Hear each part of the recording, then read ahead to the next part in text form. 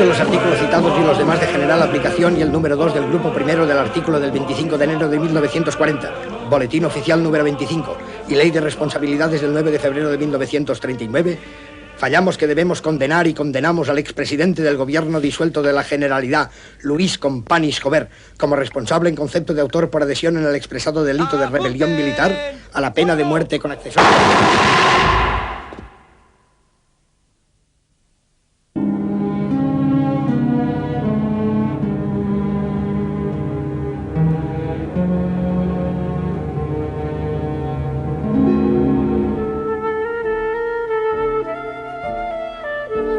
Lluís Companys i Jover nasqué el 25 d'agost de 1882 al Tarròs, població agrícola de la comarca de l'Urgell, en el si d'una família pagesa benestant d'arrel carlina. El fet de viure en una petita comunitat eliminaven el tracte a les diferències socials. Companys es va sentir sempre molt proper als estaments populars. Als 9 anys, Lluís és enviat a Barcelona per estudiar batxillerat intern al Liceu Políglota, on coneix Francesc Layret. Posteriorment cursa la carrera de Dret.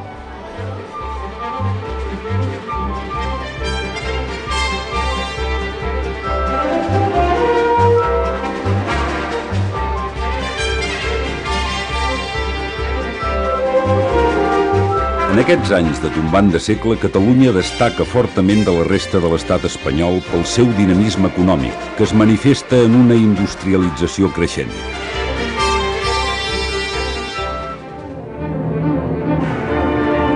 L'estat espanyol, al contrari, entra en una forta crisi d'identitat per la pèrdua de les restes de l'imperi colonial.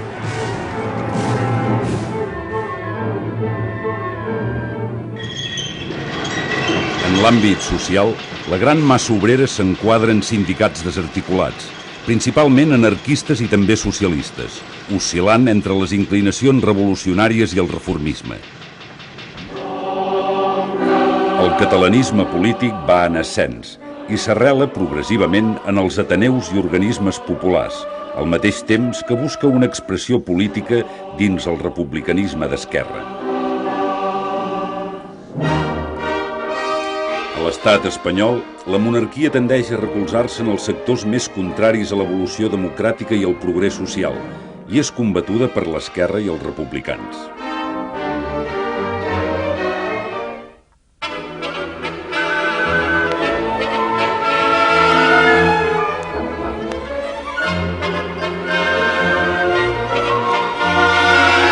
Companys es mou en els primers anys d'activitat política en el camp del republicanisme. L'any 1906 recolza Solidaritat Catalana, formació que agrupa tots els partits del Principat sobre bases nacionalistes i que planteja unes primeres reivindicacions de tipus regionalista.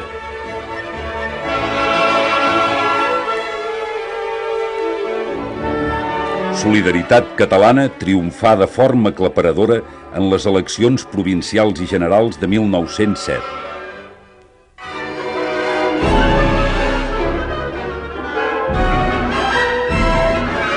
El 1909, a Barcelona té lloc la Setmana Tràgica. L'embarcament de més soldats cap a la Guerra d'Àfrica provoca una àmplia protesta ofegada per una dura repressió.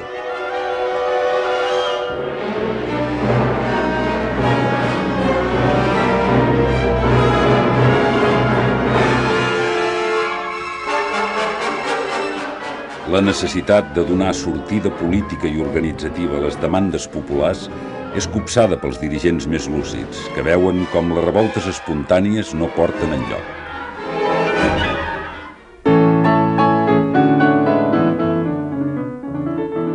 Fruit de l'impuls creixent del catalanisme, el Principat disposarà de 1914 fins al 1925 d'un instrument administratiu propi, dirigit per la Lliga, la Mancomunitat, que, dotada d'un gran dinamisme, es configura com a un primer embrió de govern autònom.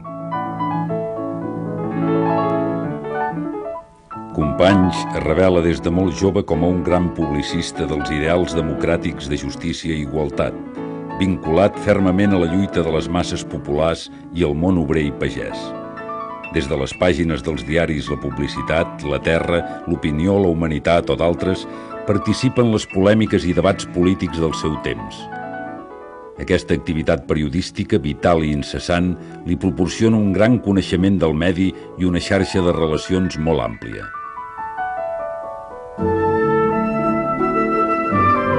El 1917 és elegit regidor de Barcelona i proposa que l'Ajuntament impulsi l'ensenyament del català a les escoles municipals.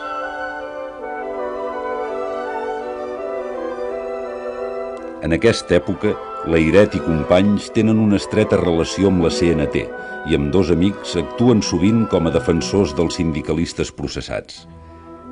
Setmanalment, Companys organitza una tertúlia a casa seva. Entre altres, hi participa el líder obrer Salvador Seguí.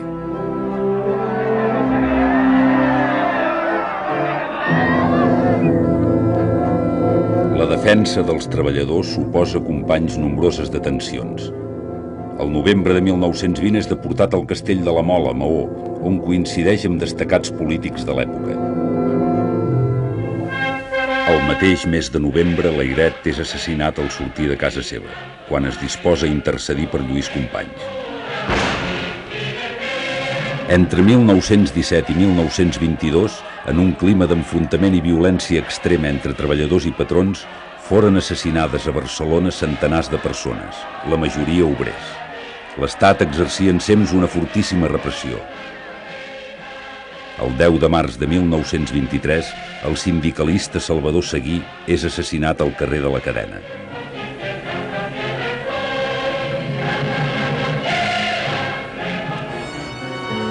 Companys és elegit per cobrir la vacant de diputat per Sabadell deixada per Layret.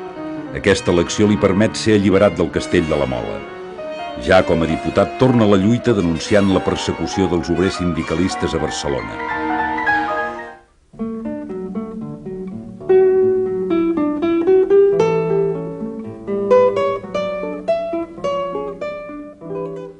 Durant els anys 20, Companys treballa en l'organització dels pagesos que no són propietaris de la terra que conreen. El 1922 es crea la Unió de Rabassaires, que durant el període democràtic tindrà un paper polític molt important.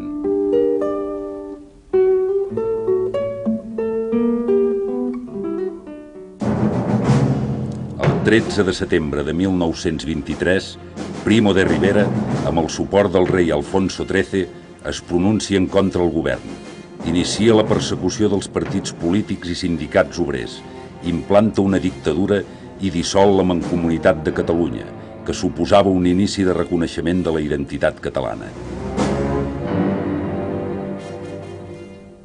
El 1926, Francesc Macià fracassa en el seu intent d'alliberar militarment Catalunya. Aquest fet va suposar que el nom de Catalunya fos conegut arreu del món.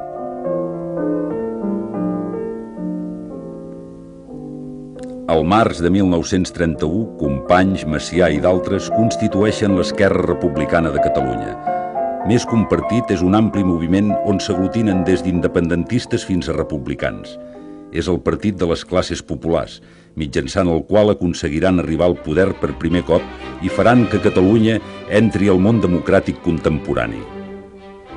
El 12 d'abril de 1931 se celebren eleccions municipals. Esquerra Republicana les guanya àmpliament.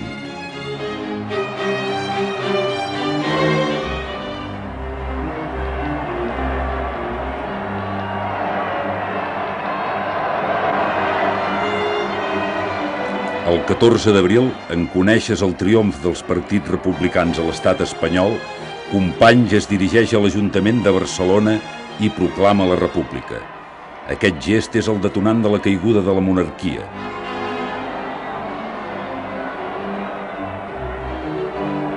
Macià aprofita el moment i proclama la República Catalana. Catalans, interpretant el sentiment i els anhels del poble que ens acaba de donar el seu sufragi, proclamo la República Catalana com a estat integrant de la Federació Ibèrica. Per Catalunya, pels altres pobles germans d'Espanya, per la fraternitat de tots els homes i de tots els pobles catalans, sapigueu fer-vos dignes de Catalunya. Companys Companys participa com a diputat en les Corts Constituents i en la discussió de l'Estatut a Madrid.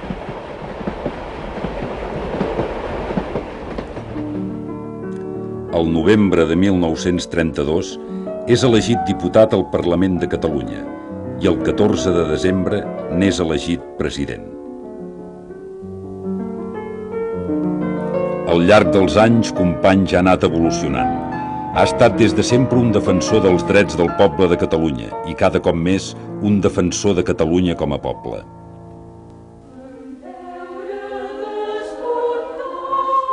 El 25 de desembre de 1933 morí Francesc Macià, conegut popularment com l'Avi.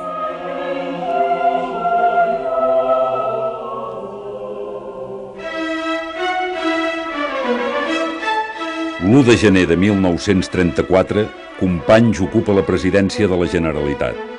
És un president amb molt bons lligams amb el món obrer i pagès i coneix l'ambient polític tant de Catalunya com de Madrid. Durant aquells anys, arreu d'Europa es produïa una gran regressió de les idees liberals, la convivència i la tolerància. El 1934, el temor a un gir cap a posicions autoritàries per part de Gil Robles, president del govern espanyol, va produir una revolta. A Barcelona, el 6 d'octubre, Companys proclamà l'estat català dins de la República Federal Espanyola, en un intent de salvar l'esperit social i popular originari de la República. A Astúries, el general Franco dirigeix una repressió sagnant contra els minaires revoltats.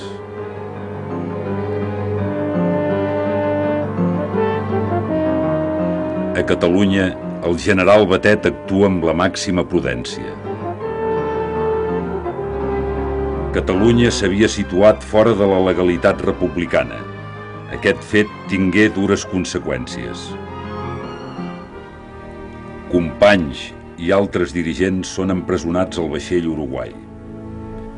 Al gener de 1935 es suspèn indefinidament l'Estatut de Catalunya.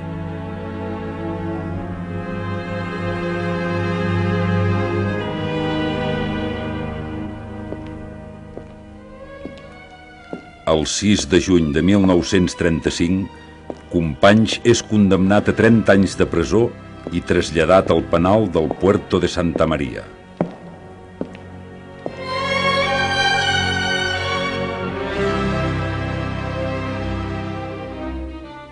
Com a reacció al domini de les dretes, els republicans i les esquerres s'apleguen en el Front Popular.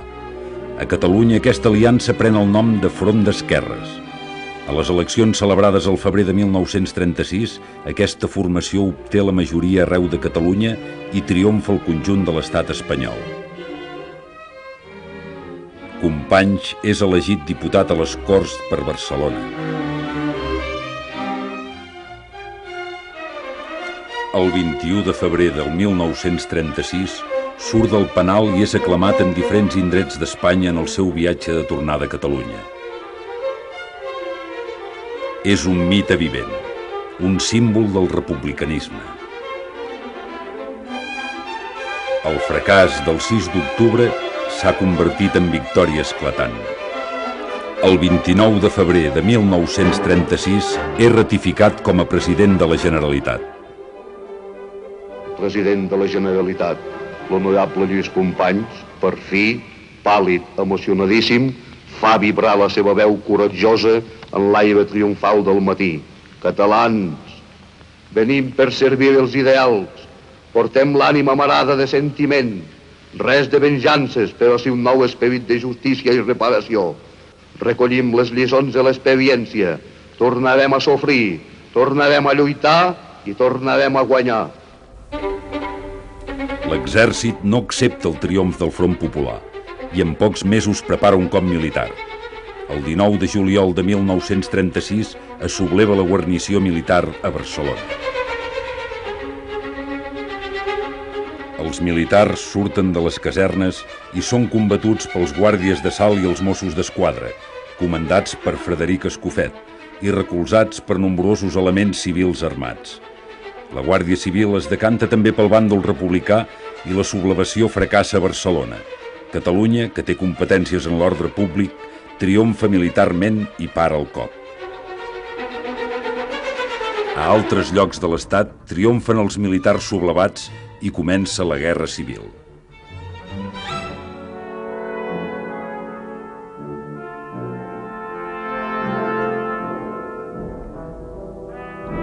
Catalunya s'ha defensat tota sola.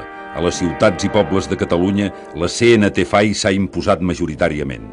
Els anarquistes s'han apoderat de milers de fusells en assaltar els quarters de Sant Andreu un cop sufocat l'aixecament del 19 i 20 de juliol. Aspirem a establir a Catalunya... Companys es veu superat per les circumstàncies i intenta evitar els danys a les persones i els béns. Facilita la fugida de milers de persones de dretes que temen per la seva vida, l'acolliment dels refugiats i protegeix els béns culturals incautant-los.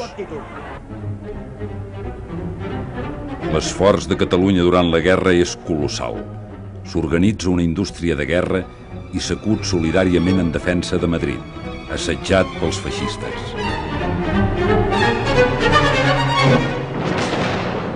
Durant 2 anys, Catalunya manté el front d'Aragó i intenta infructuosament alliberar Mallorca.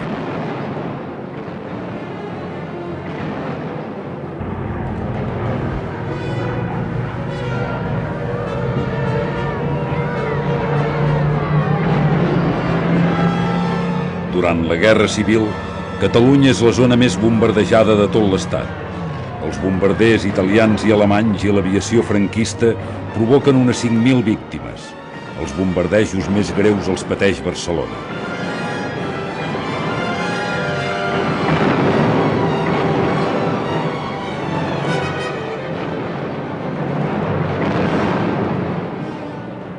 Ajudat pels nazis i els feixistes i davant la passivitat dels països democràtics, Franco decanta la guerra al seu favor i instaura el terror a les zones ocupades.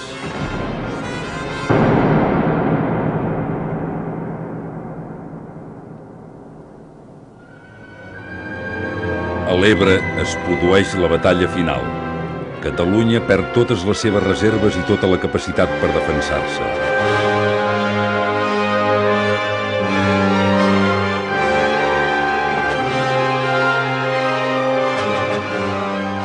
Després de l'Ebre, el camí cap a Barcelona resta obert.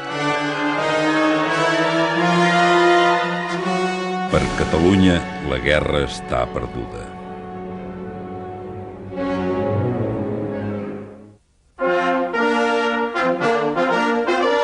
Durant la primera quinzena de febrer de 1939, l'exèrcit franquista finalitza l'ocupació del Principat i arriba a la frontera francesa.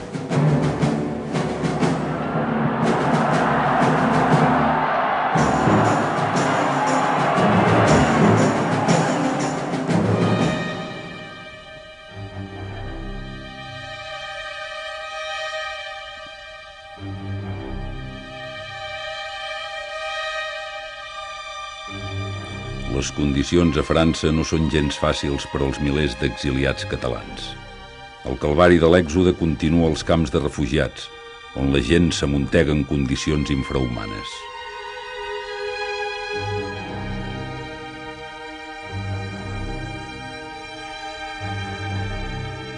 Companys és un refugiat més.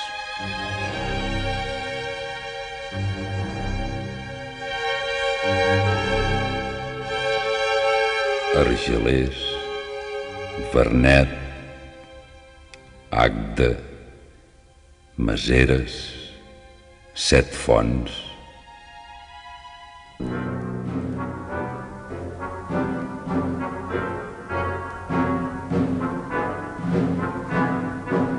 A la tardor de 1939 esclata la Segona Guerra Mundial.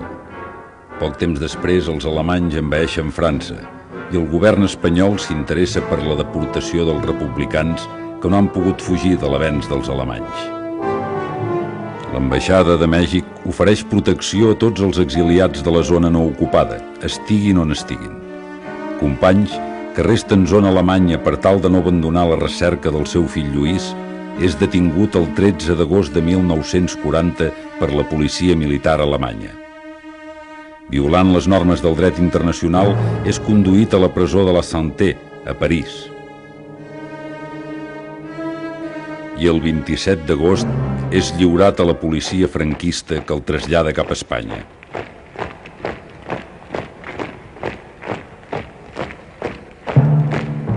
Als soterranis de la Direcció General de Seguretat de l'Estat a Madrid, Companys és torturat, insultat, vexat i exhibit en burla als jerarques del règim franquista.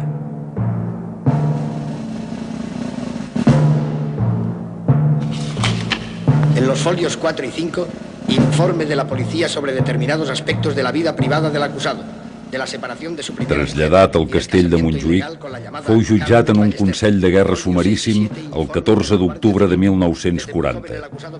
Durant el judici va ser calumniat i es va intentar presentar-lo com un vulgar lladre. El judici va durar menys d'una hora. Aquell mateix dia 14 va arribar de Madrid el enterado de Franco, que confirmava la pena de mort. Insistiendo sobre los problemas matrimoniales del acusado.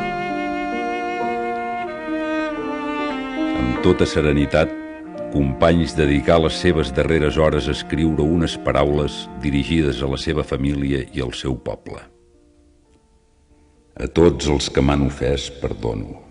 A tots els que hagi pogut ofendre, demano perdó. Si he de morir, moriré serenament. No queda tampoc en mi ni l'ombra d'un rancor. Donaré gràcies a Déu que m'hagi procurat una mort tan bella pels ideals. Ell ha volgut aquest destí. Li dec encara la gratitud d'aquesta placidesa i serenitat que m'omplen pensant la mort que veig adensar-se sense temor. La meva petitesa no podia esperar una fi més digna. Per Catalunya i el que representa de pau, justícia i amor. Lluís Companys.